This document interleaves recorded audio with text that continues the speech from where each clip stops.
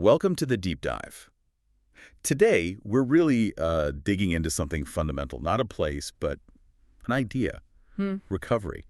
Specifically, we want to unpack the blueprint of the 12-step program. Yeah. What makes it tick, essentially. Exactly.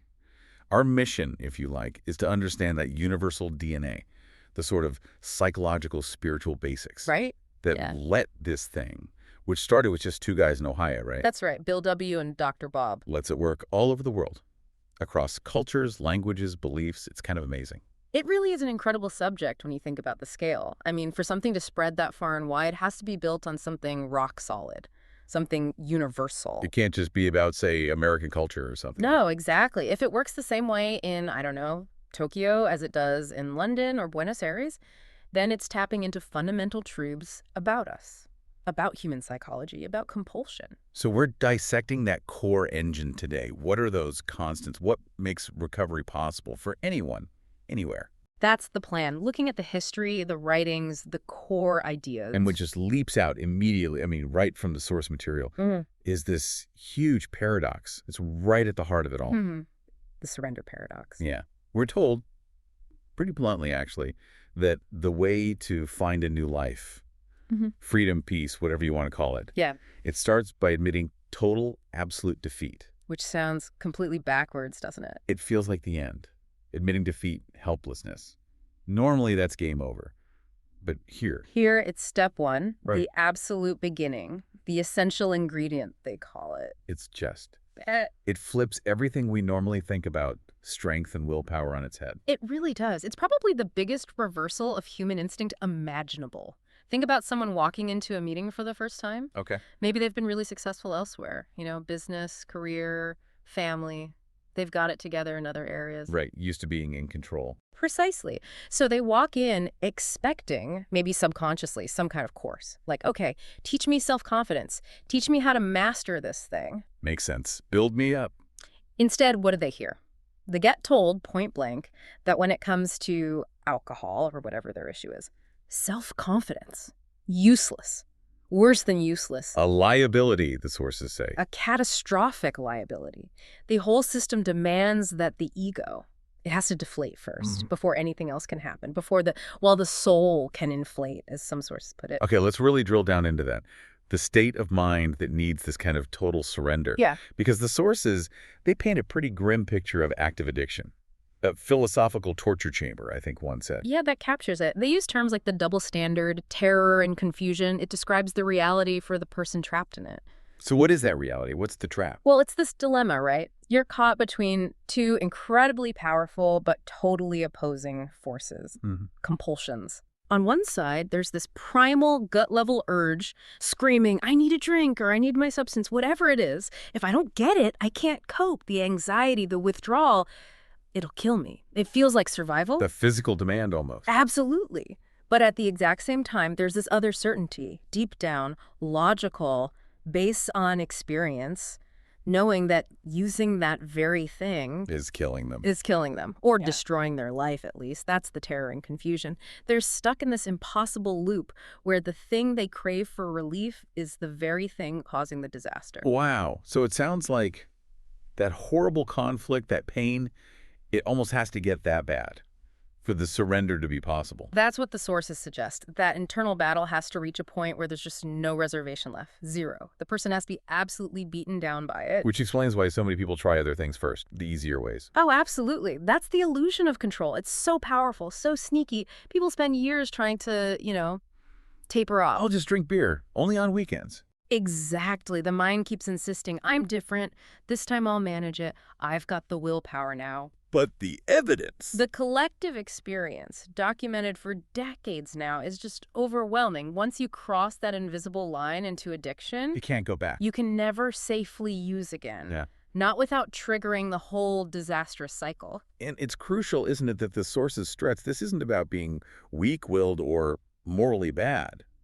They define it very specifically. Yes, Yeah. very clearly. It's presented as a dual problem, a two-edged sword, they call it. Okay, what are the two edges? First, there's the mental obsession. That's the insanity bit. The crazy urge that comes before you even take the first drink or use. The voice that says, it'll be different this time. Exactly. Even after terrible consequences last time. It's like a temporary but potentially fatal amnesia about the pain. That's the obsession. Insidious. And the second edge? That's the physical part. The allergy, or sensitivity, as they sometimes describe it. Once the substance enters the body, boom. A physical craving kicks in that makes stopping incredibly difficult, often impossible. So the mind gets you to take the first one, and the body makes sure you don't stop after that. You got it. A devastating combination.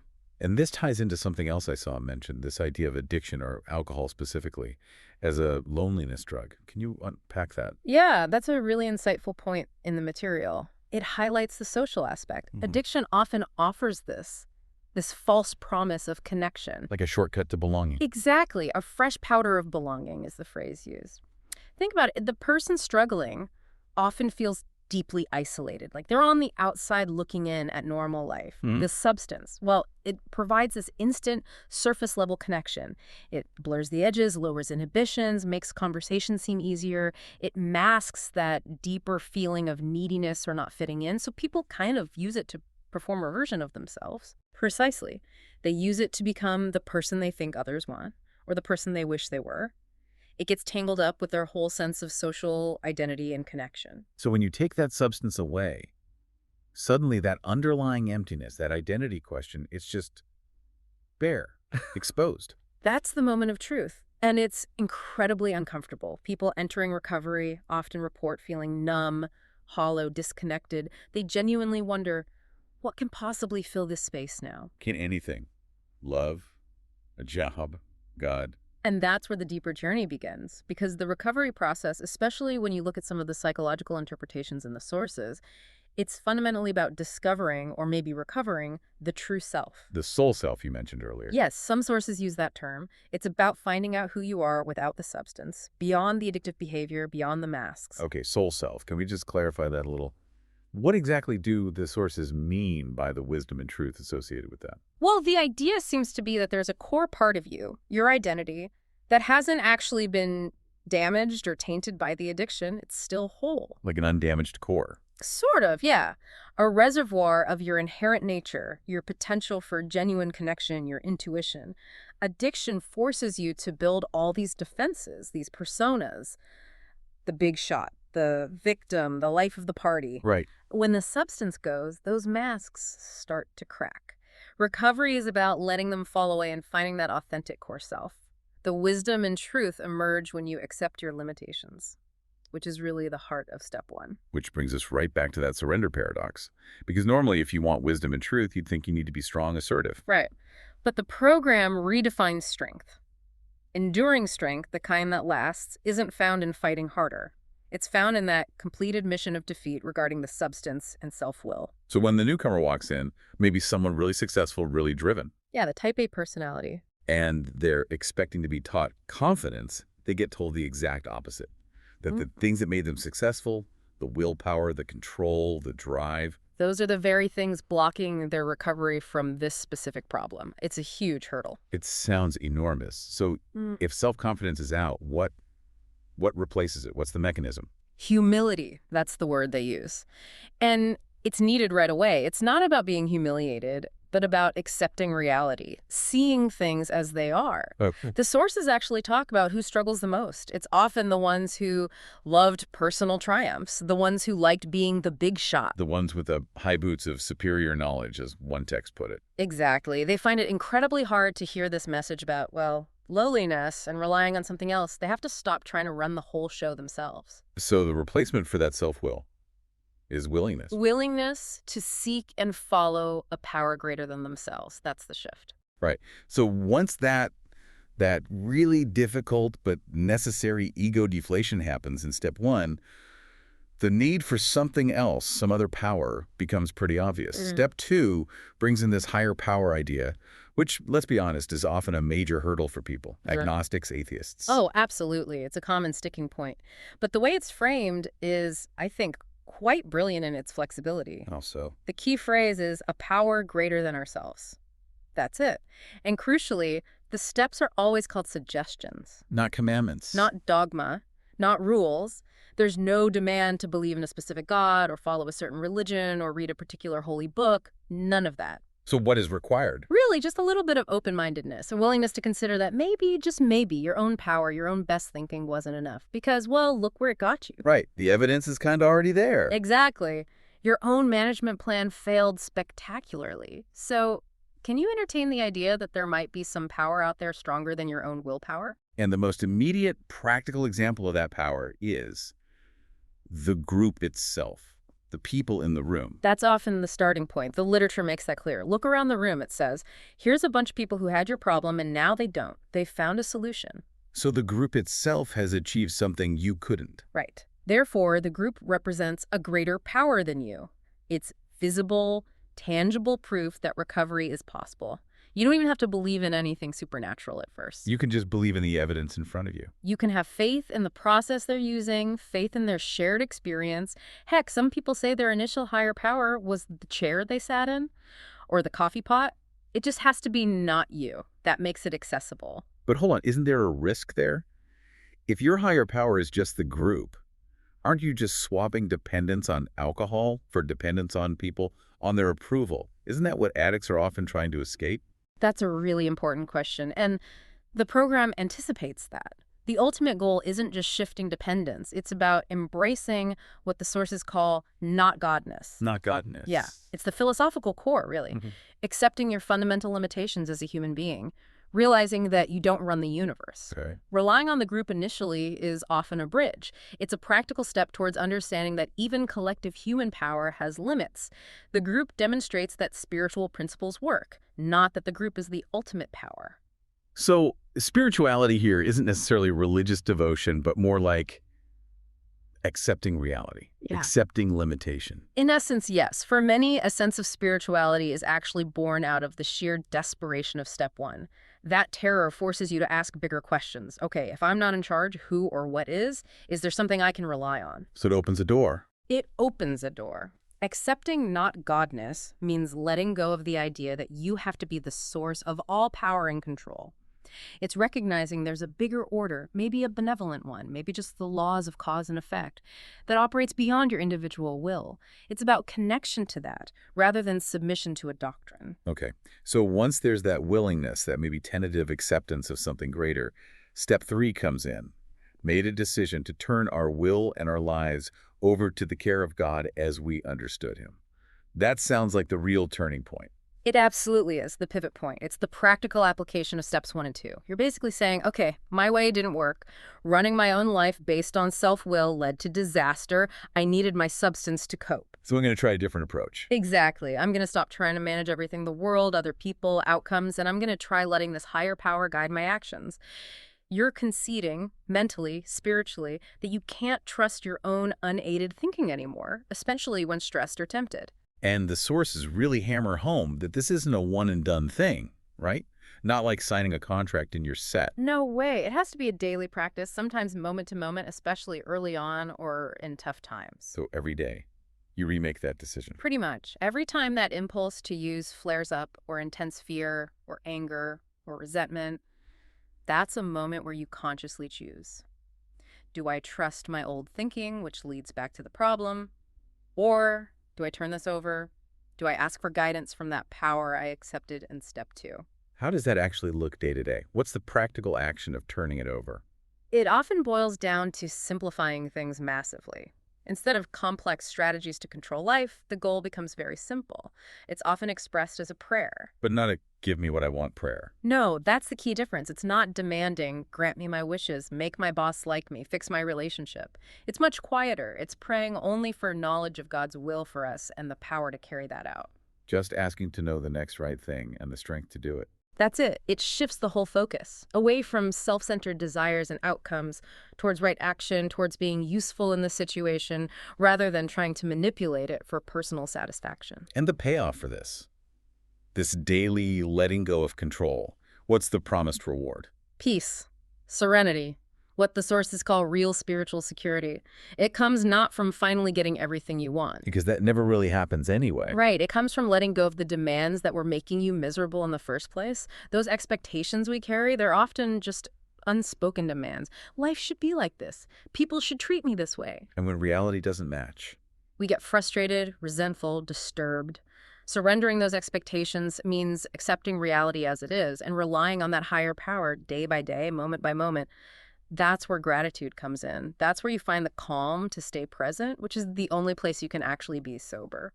Okay, so steps 1, 2, and 3 lay the foundation.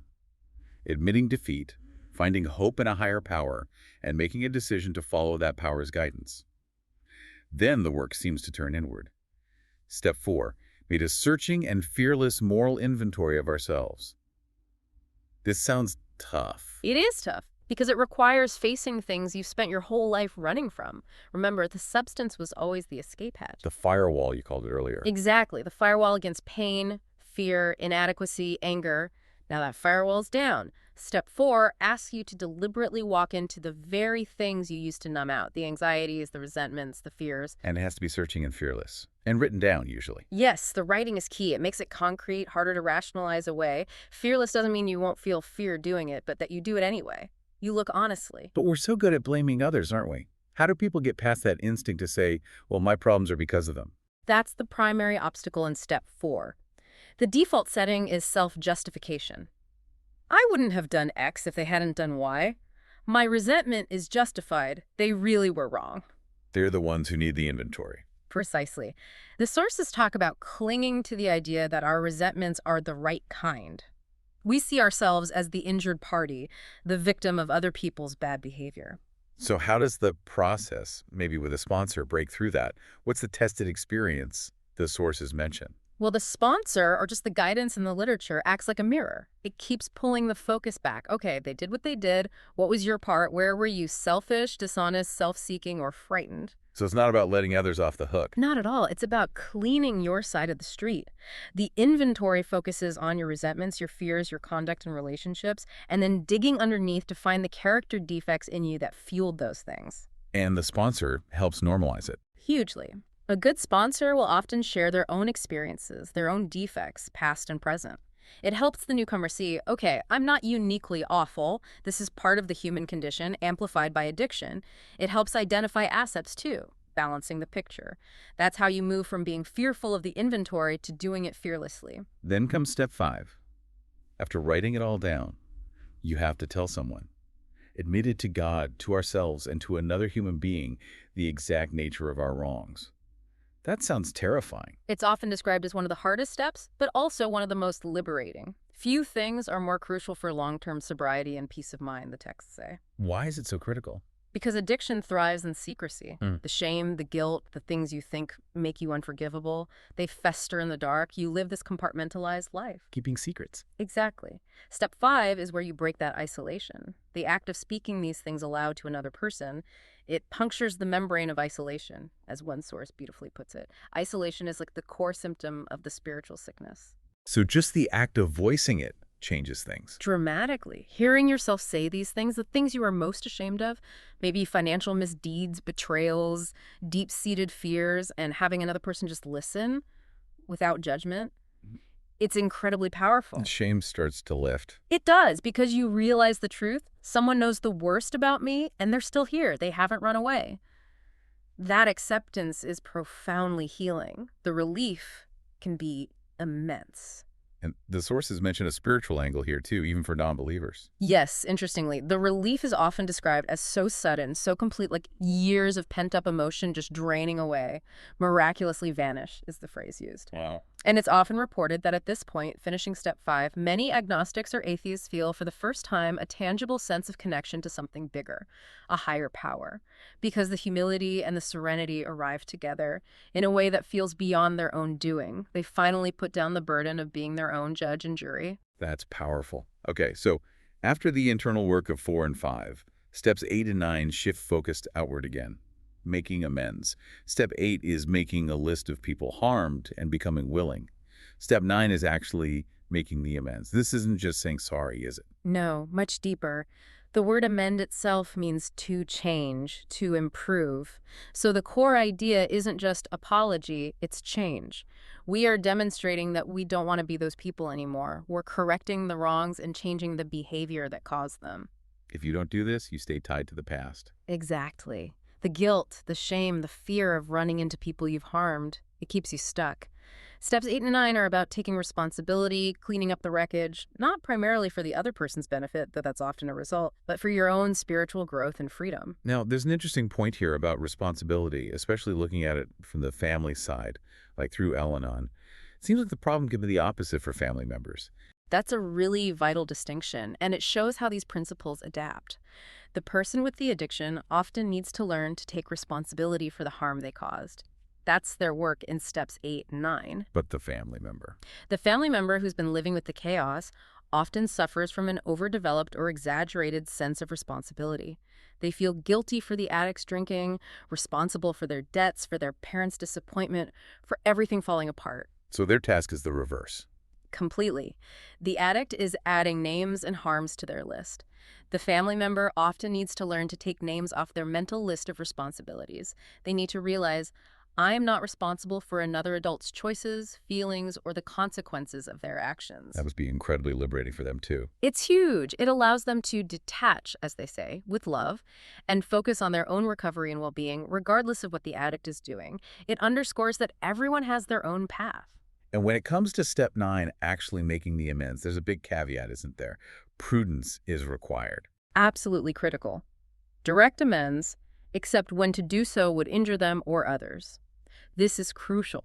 Good judgment, timing, and sometimes guidance from a sponsor are essential. So it's not about just blindly confessing everything to everyone. No, it's not a license to avoid difficult conversations, but it's a safeguard. For instance, revealing a long-past affair might needlessly devastate a current spouse or family. Confessing old financial wrongs could have legal consequences that harm others now. The primary purpose is to repair harm and change our character, not to make ourselves feel better at someone else's expense. Sometimes the best amend might be accepting you can't fix it, or that the person won't forgive you. Exactly.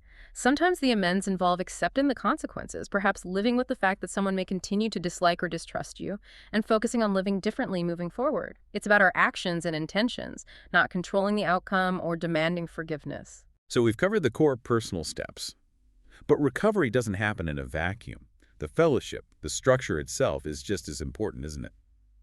Let's talk about how that structure came about and why its traditions are seen as safeguards. Right. The structure is the container for the principles, and it grew organically from experience.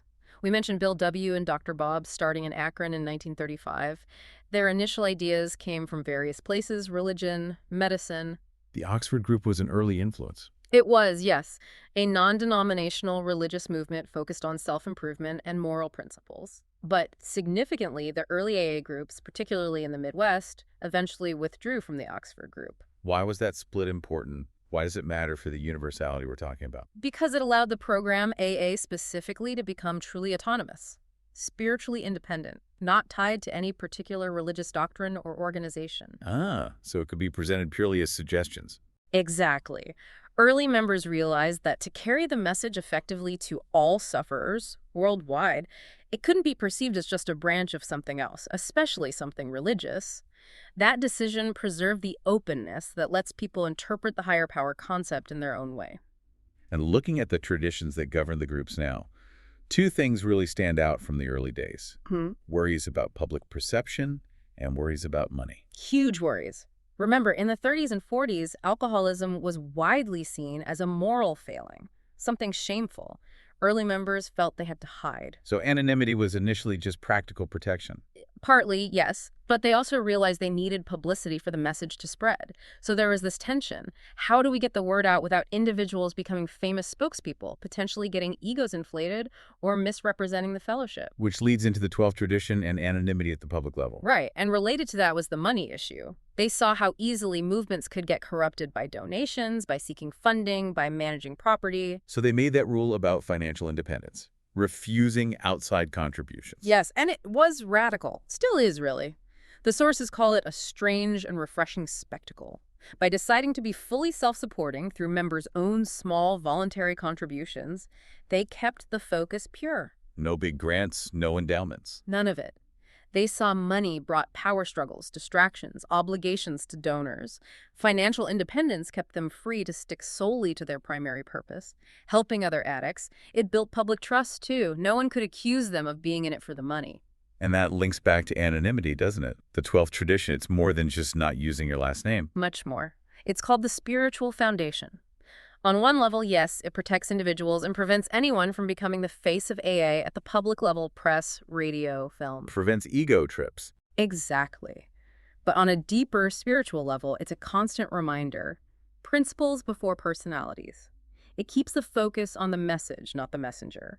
It reinforces humility, counteracting that tendency towards grandiosity that often comes with the addictive personality. It ensures the collective welfare comes first. Okay, so that's the structure. How does it work in practice? Day to day, how does this fellowship help people stay sober? There's that saying, you can't keep it unless you give it away. That's the essence of the 12th step, carrying the message. And it's why the fellowship is indispensable. The sources are clear. Most people cannot recover alone. They need the support, identification, and shared experience of a group. And meetings are the main way that happens. Meetings are crucial, usually an hour, maybe 90 minutes. What do they provide? Fundamentally, they bring orderliness into a life that's typically been defined by chaos. Structure combats chaos. Precisely. Active addiction is messy, unpredictable, unmanageable. Showing up at a specific time in a specific place, hearing a consistent message, seeing others who are living sober. It provides an anchor. It's where you hear your own story, your own struggles, voiced by someone else who's found a way through. That identification is incredibly powerful. And within that group structure, the role of the sponsor is key. You mentioned its origins earlier. Yes, it started quite formally, a promise to the hospitals that this person, this patient being discharged, would be looked after. The sponsor would literally take them home, get them to meetings, check in regularly. There's a personal guide. A personal guide, yes. Someone who's been through it, who understands the thinking, the pitfalls, the emotional roller coaster. It's not therapy, it's shared experience. That special friendship, that one-on-one support remains a vital part of the process for many. Having someone at gut level who gets it. Finally, let's touch on just the daily maintenance. Staying spiritually fit, as the texts say. It seems to go beyond just the steps. It does. This is about applying the principles to everyday life, what's sometimes called emotional sobriety.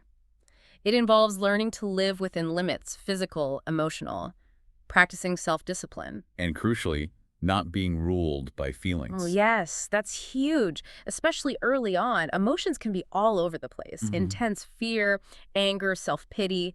The program teaches that feelings are real, but they aren't necessarily facts. They don't have to dictate your actions. How do they learn that? What are the tools?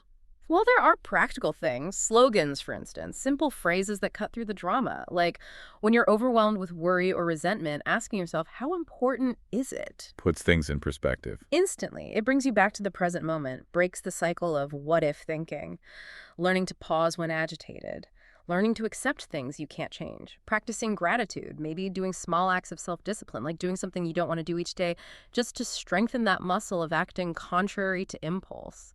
Sounds like continuous self-awareness. It is. Daily inventory, maybe prayer and meditation to stay connected to that higher power. It's this ongoing practice that builds a solid foundation, tunes out the internal noise, and keeps you in a state where you can handle life on life's terms, sober. It's about consistently choosing to align with that will of God, doing the next right thing, rather than chasing your own immediate, often self-destructive feelings. So we've really charted this remarkable journey. It starts with that total surrender, which paradoxically leads to humility and freedom. Yeah. Then the hard work of honesty, facing the past, making amends, which dismantles the shame and isolation. And finally, the fellowship structure itself, built on principles like anonymity and self-support, providing this ongoing container of order, connection, and protection against the ego running wild again. It really is a consistent map, isn't it? Works anywhere. It seems to be, yes. But, as we've touched upon, while the principles might be universal, how someone engages with them, especially that initial challenge of ego deflation, can be different depending on where they're starting from. Right. You mentioned the early sources mostly describe a certain type of person. Yes. The historical material often seems geared towards individuals, often men back then, who really did suffer from an overblown ego. The big shot complex, loving personal triumphs, needing to be right, For them, the message of humility and surrender was exactly what was needed to deflate that damaging pride. But that's not everyone's story. Not at all. And more contemporary perspectives, especially considering the experiences of women or people from backgrounds involving significant trauma or oppression, bring in a really important nuance. Which is the point you made earlier, that some people aren't sick from too much ego, but from too little. Exactly. They might enter recovery lacking a healthy sense of self-worth, struggling with boundaries, feeling powerless not because of grandiosity, but because of circumstance or abuse. For someone like that, hearing constant messages about self-denial or lowliness Could feel like more the same. Yeah. More suppression. It could potentially reinforce the problem, yes. They might need to build healthy self-esteem, learn assertiveness, claim their own power in appropriate ways, alongside surrendering the unmanageability of addiction. It's a different kind of balancing act. That really changes how you might view the ultimate goal. The sources talk about true ambition, wanting to live usefully, walk humbly. That sounds like the aim. It does. But how do you make sure that the necessary self-acceptance, the self-respect someone might need to build in recovery, how do you ensure that doesn't get confused with the old self-centered grandiosity they had to surrender back in step one? That's a tricky line to walk. It is. That's perhaps the lifelong challenge of emotional sobriety, isn't it? It's navigating that very fine line. The humility of step one is about surrendering the illusion of control over the uncontrollable, the addiction, life itself. The humility needed for long-term healthy recovery might involve accepting your inherent worth and your limitations, finding self-esteem through useful action and connection, not through demanding attention or controlling others. So, differentiating healthy self-worth from ego-driven demands. Precisely. It's about finding that balance between accepting powerlessness where appropriate and stepping into personal responsibility and healthy self-regard where needed. It's complex. A really essential distinction and a great point to reflect on for anyone on this path or anyone supporting someone on it. Thank you for unpacking all of this today. My pleasure. And thank you for joining us for the deep dive. We hope this exploration gives you plenty to think about.